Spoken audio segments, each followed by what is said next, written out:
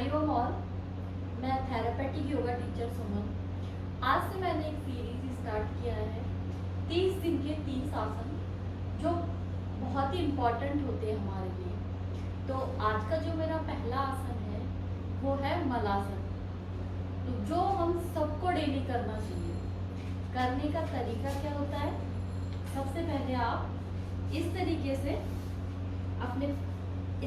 से आ जाए, अपने पंजों को ऐसे बाहर निकाल लें, यहाँ से पैरों को पूरा खोल लें, आपके इनर थाइस पे पूरा स्ट्रेच आना चाहिए। इस तरीके से पैर खोल लिए, दोनों पैरों के जो नीज हैं वो बाहर की तरफ हैं। अब अपने दोनों हाथों को इस तरीके से सामने की तरफ लाइए और अपने दोनों हाथों की जो कौनी है वो अपनी थाई पे इस तरीके से रहेगी और धीरे धीरे उनको ऐसे थोड़ा थोड़ा प्रेशर लगाना है।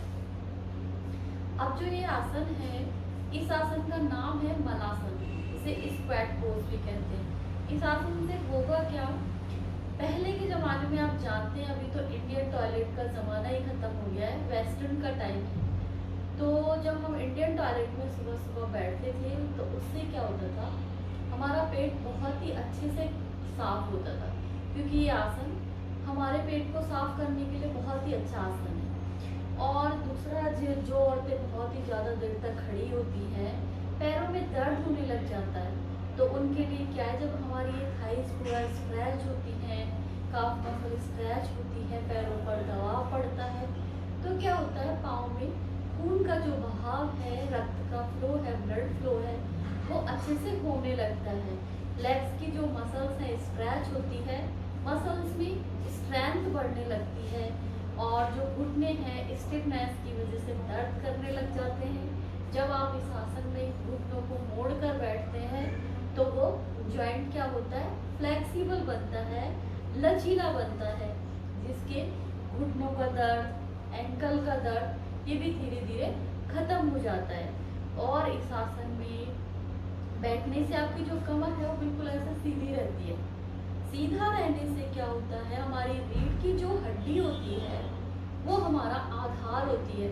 रीढ़ की हड्डी हमारा आधार होती है, और जब हमारा आधार मजबूत होता है तो हम बहुत ही लंबे समय तक काम कर सकते हैं। तो इससे क्या होता है, रीढ़ की हड्डी मजबूत बनती है, और जिन महिलाओं के, जिन फीमेल्स के लोअर पार्ट में पेन होता है, स्पाइन का जो लोअर पार्ट होता है वो स्टिफ होता है, इस वजह से वहाँ पे पेन होता है। तो जब हम इस तरीके से बैठते हैं तो हमारी स्पाइन स्ट्रेट होती है, जिससे क्या होता है, कमर का जो दर्द है वो भी ठीक होता है।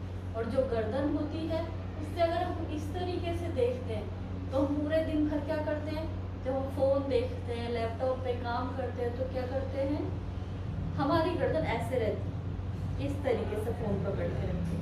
तो क्या होता है, गर्दन की स्टिफनेस की वजह से हमें सर्वाइकल की प्रॉब्लम हो जाती है, कंधों में भी दर्द आने लगता है।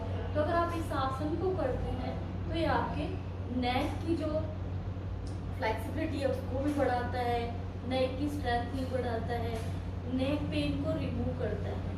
इस तरीके से आप इसे कर सकते हैं। अब देखिए, ये तो हुआ उन लोगों के लिए जिनके पैर मजबूत होते हैं, घुटने अच्छे से काम करते हैं, एंकल अच्छे से काम करते हैं, वो आराम से ऐसे बैठ सकते हैं।